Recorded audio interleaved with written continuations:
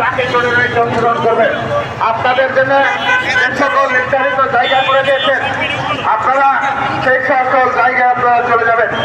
আপনাদের সকলকে অনুরোধ করব, আপনারা মেহরবানি করে আপনারা সামনে যারা সাংবাদিকের সামনে যারা দাঁড়িয়ে আছেন সবাই সামনে বসে যেতে হবে, সবাই সামনে বসে যেতে হবে।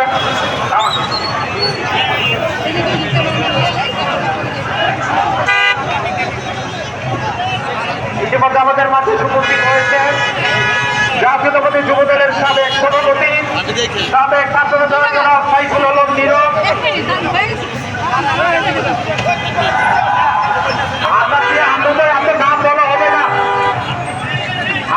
আপনার নাম বলা হবে না, এই লেভেলের নাম বলা যাবে না।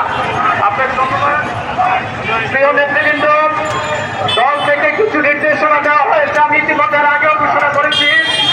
বিজয়নগর পানি ট্যাঙ্কির সামনে জাতীয়তাবাদী ছাত্র দলের সভাপতি রাকিবুল ইসলাম রাকিব, সাধারণ সম্পাদক নাসির উদ্দিনের